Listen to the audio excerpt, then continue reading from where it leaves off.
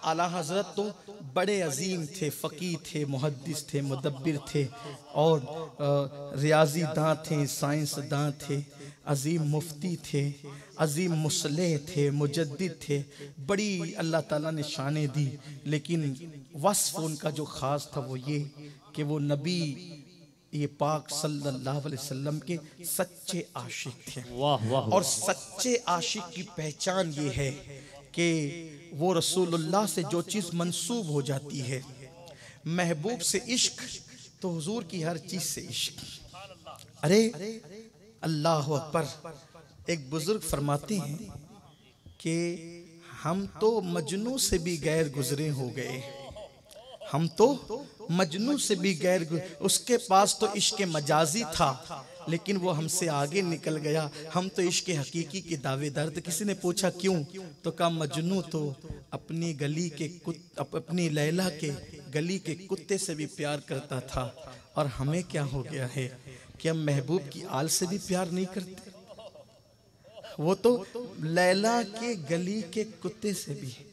एक दिन किसी ने मजनू को देखा कि वो अपनी आस्तीन पे रोटी रखकर कुत्ते को खिला रहा है, और किसी ने कहा ओ मजनू, तू अपनी आस्तीन पे रोटी रख के इतनी अदब से कुत्ते को दे दे, कुत्ते को दे दे, कुत्ते को टुकड़ा डाल दे, आस्तीन पे रख के खिलाने की क्या बात है। तो उसने कहा जानता हूँ कुत्ता है, लेकिन मेरी लैला की गली का कुत्ता है। इश्क का मिजाज होता है कि जिससे इश्क होता है उसकी हर चीज़ से प्यार होता है। आला हजरत तो आशिक रसूल थे वाकई। वहाँ कोई चिटिंग बाजियाँ नहीं थी, वहाँ हकीकत ही हकीकत, रियलिटी थी, हकायक थे, सच्चाई थी। और जो सच्चे दिल से महबूब को चाहता है, अल्लाह अकबर, वो महबूब के शहर के कांटों से भी इस तरह प्यार करता है। आला हजरत कहते हैं ऐ उनके शहर के खार कशीदा है किस लिए।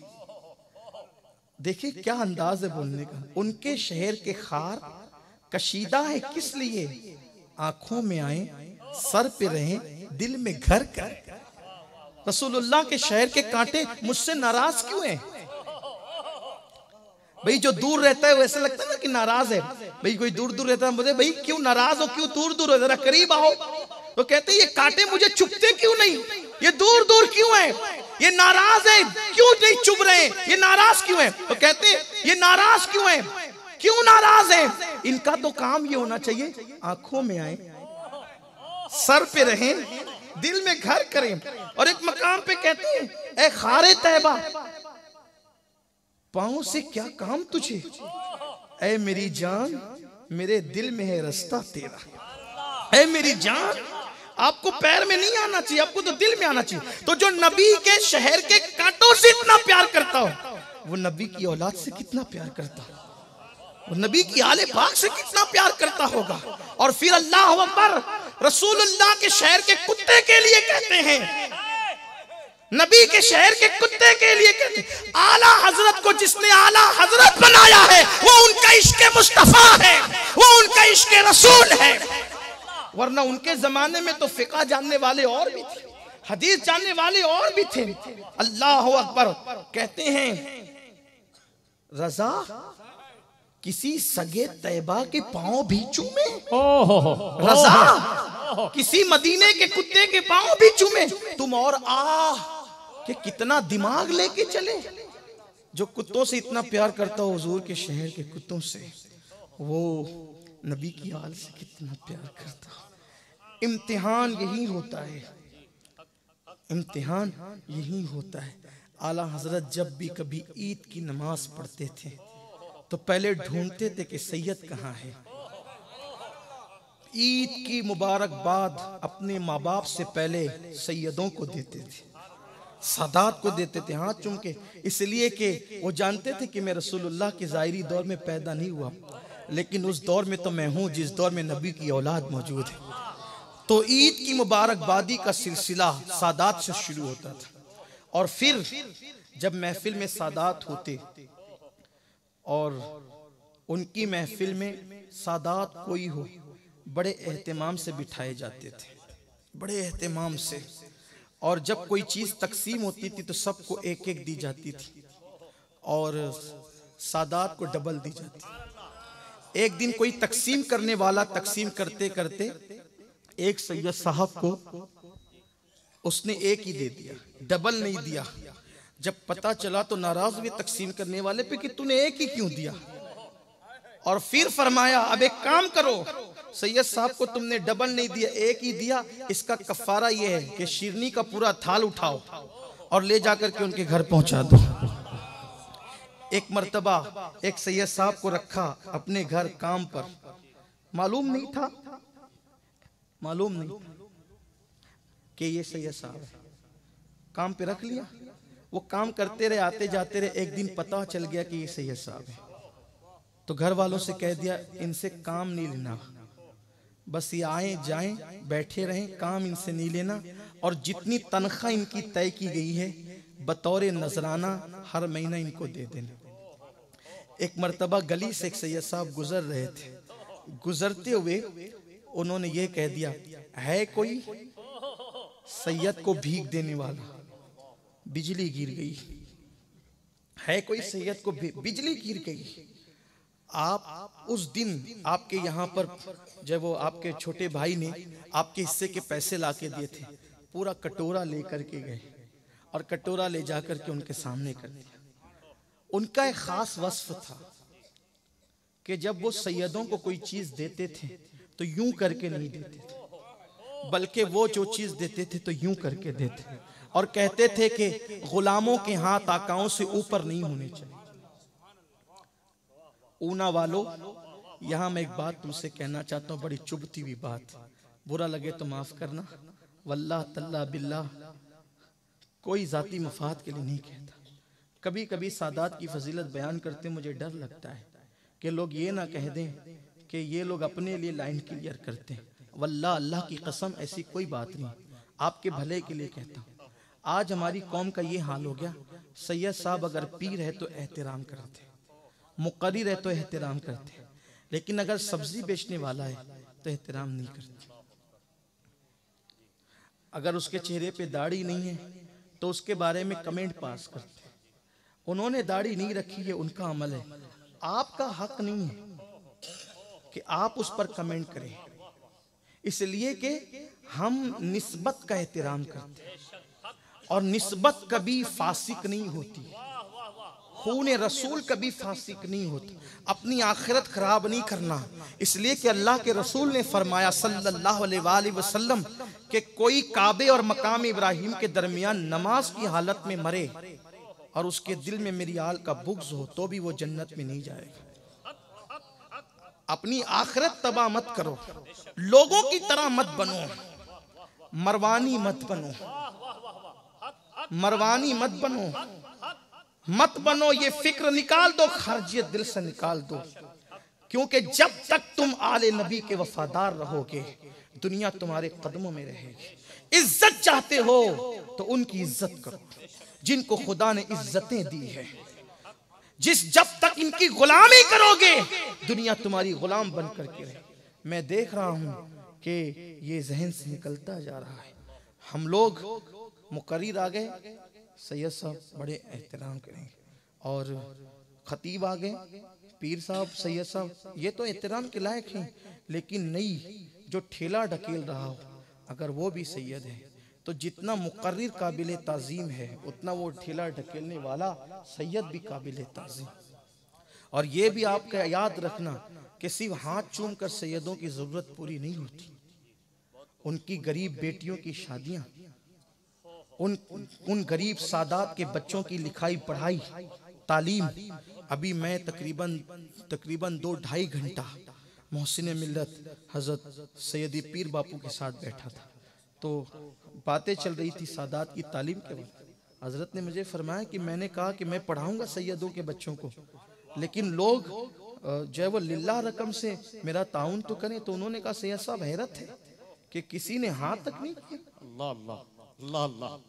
अल्लाह के रसूल अलैहिस्सलाम ने फरमाया कि जो मेरी अहले बैत की मदद करेगा क़यामत के दिन ढूंढ कर उसकी शफाअत कर। हाय हाय हाय हाय हाय हाय। सब हुजूर को ढूंढते होंगे, सब हुजूर को, और हुजूर अलैहिस्सलाम उनको गोया के तलाश रहे होंगे कि जो अहले बैत की मदद करने वाले। उनके लिए तगोदो करने वाले हो। तो एक सैयद साहब ने तो मुझे, आपके गुजरात के एक सैयद साहब ने कहा कि मैं मुंबई आया था। मैंने कहा कि शाह साहब कैसे आना हुआ? तो कहा कि मेरे भाई का ऑपरेशन के लिए मुंबई आया था। मैं कहा फिर? तो बोले यहाँ कुछ मानने वाले रहते हैं हमारे गुजरात ही के, बड़े मालदार लोग हैं, तो मैंने सोचा कि वो कुछ मदद कर देंगे। तो मैं गया उनके ऑफिस पर, तो मैंने कहा कि मेरे भाई का ऑपरेशन है, ऑपरेशन के लाया हूँ। अब बापू माशाल्लाह हाथ वाथ चुमा, चाय पिलाई और जाते हुए 500 रुपये पेश किया, कहा कि दुआ में याद रखना। ये सूरत हाल है। मुसलमानों सोचो, अगर हम सादात को देते हैं तो क्या देते हैं? आपका हमारा क्या है? उन्हीं के नाना की खैरात है। अपना क्या है? ईमान मिला उनके सदके, कुरान मिला उनके सदके, रहमान का पता मिला उनके सदके, उनके नाना ही से तो सब कुछ मिला है। और हम इतने गैर गुजरे हो गए। सबके लिए दिल बड़े हैं, अगर दिल छोटे हैं तो अहले बैत के लिए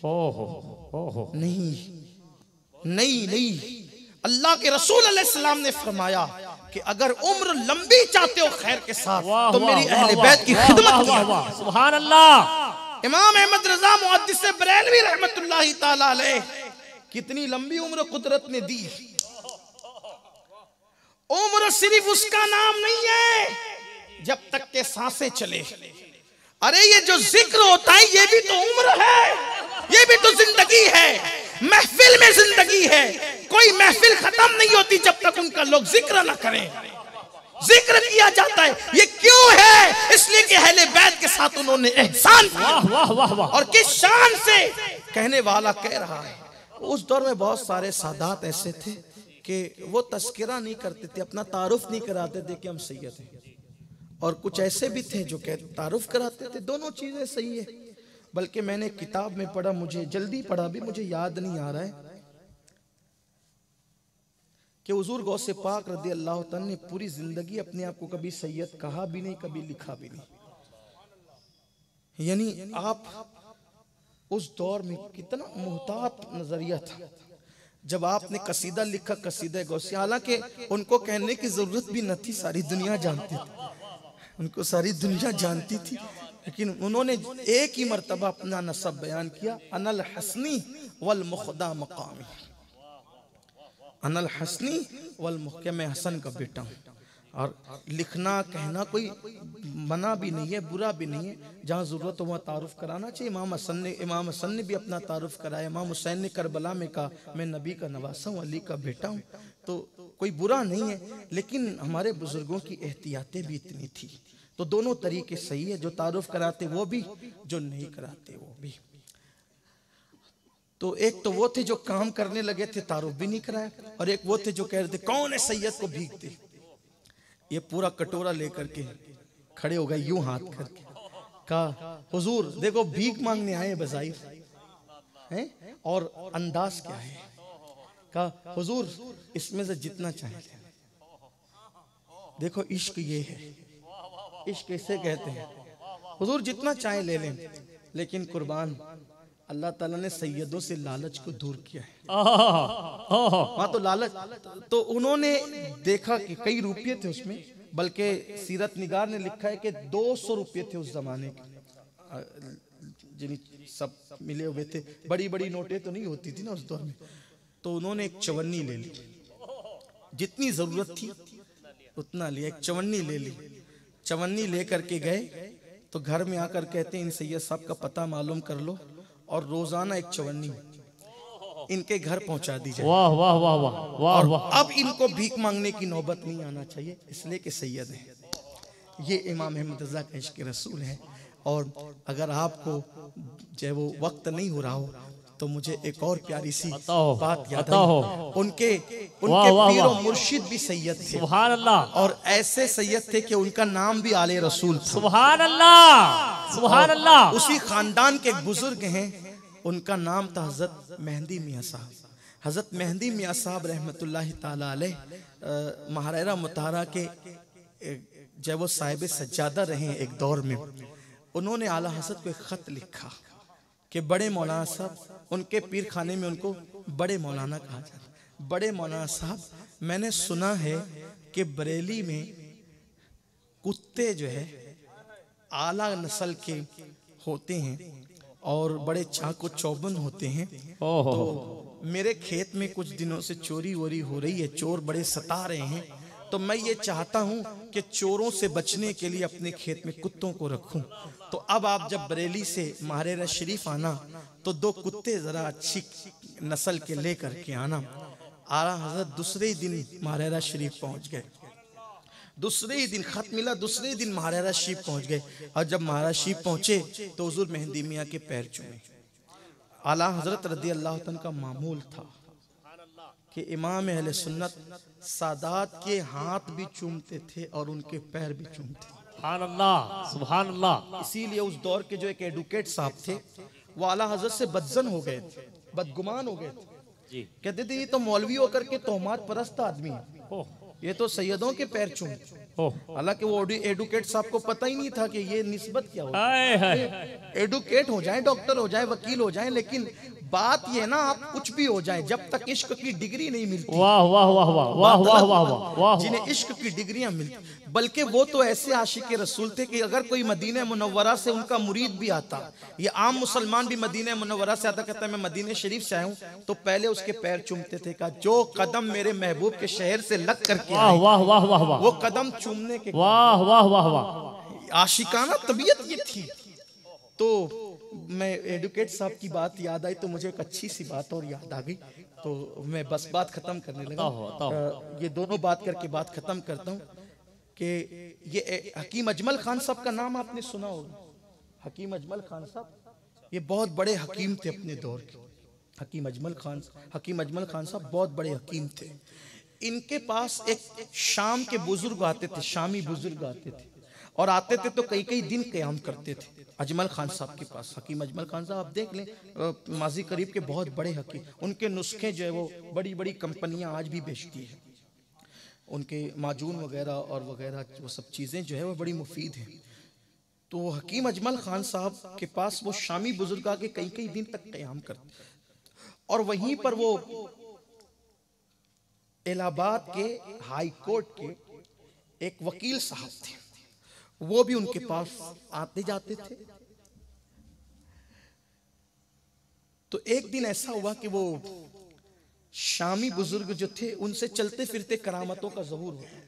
ऐसे वो साहिब करामत थे कि एडुकेट साहब उनके बड़े मोतक़िद थे। एक दिन हकीम अजमल खान साहब ने शामी बुजुर्ग से कहा कि हजरत मुझे ना एक मरीज देखने जाना है, तो मैं ये चाहता हूं कि मैं वो मरीज जा करके देखूं, तो अगर आपके पास टाइम हो तो आप भी चलें। हाँ ठीक है, मैं तो फ्री हूँ, आया ही हूँ आपके पास रहने के लिए, चलते हैं। एडवोकेट साहब ने कहा कि भाई आप दोनों जा रहे हैं सफर पर, तो मैं भी आप लोग के साथ चलता हूँ, इसी बहाने मेरा वक्त आप लोगों के साथ गुजर जाएगा, शामी बुजुर्ग के साथ गुजर जाएगा। हकीम अजमल साहब वहाँ गए, उसने मरीज की नब्ज देखी। नब्ज देखने के बाद घर वालों का कि मैं दवा दूंगा अच्छा हो जाएगा, कोई इसको खास मर्ज नहीं है। शामी बुजुर्ग का ना हकीम साहब दवा मत देना वरना बदनामी होगी। कहा क्यों? कहा 3 दिन बाद ये मर जाएगा। हकीम अजमल साहब ने कहा शामी बुजुर्ग से हजरत मैं हकीम हूँ, इसको कोई बीमारी नहीं है। कहा मैं देख रहा हूँ ये 3 दिन में मर जाएगा, दवा मत देना। एडवोकेट ने सुना, एडवोकेट ने हकीम अजमल को कहा एक काम करो 3 दिन यहीं रुकते हैं, दवा नहीं देते, 3 दिन की बात है, 3 दिन बाद दवा दे देना। 3 दिन बाद मर गया तो शामी साहब जो कह रहे हैं वो तो सच्ची निकल जाएगी, उनकी करामत तो हम देखते ही रहते हैं। शामी साहब ने कहा कि अच्छा मैं चलता हूँ, मैं तो नहीं रुकने वाला, तुम बदनाम होगे, मुझे बदनाम करोगे। हकीम अजमल साहब ने कह दिया 3 दिन बाद दवा देंगे। अच्छा भला आदमी ऐन 3 दिन के बाद उसका इंतकाल हो गया। तो एडवोकेट साहब ये करामत देखकर हो गए एकदम पक्के कि भाई वाकई ये बुजुर्ग है, कि ये हकीम साहब का तजुर्बा एक तरफ, शामी बुजुर्ग की करामत एक तरफ। तो ये तीनों बैठे हुए थे, जब वापस गए बैठे हुए थे, बात आला हजरत की निकली। तो एडवोकेट साहब ने कहा छोड़ो यार वो मौलवी की बात, वो तो तोहमात परस्त है। कहा क्यों तोहमात परस्त है? कहा यार वो तो मेहंदी मियाँ के पैर चूमते हैं, पैर चूमते। तो शामी बुजुर्ग ने कहा खबरदार, अगर तुम लोग चाहते हो कि तुम्हारी हमारी दोस्ती कायम रहे, मैं मौलाना के खिलाफ कुछ नहीं सुनना चाहता। एडवोकेट ने कहा हजरत मैं मौलाना की बुराई कर रहा हूं, आपका क्या इसमें बिगड़ता है? फरमाया तुझे नहीं पता वो मौलाना कैसा है। जब से मैंने देखा है, जब से मैंने देखा है उस वक्त से मैं मौलाना को मान गया हूं। कहा कि आप तो कभी मिले नहीं, फिर आपने देखा क्या? अब वो पड़ गया एडुकेट पीछे पड़ गया। आपको बताना पड़ेगा कि आपने क्या देखा है।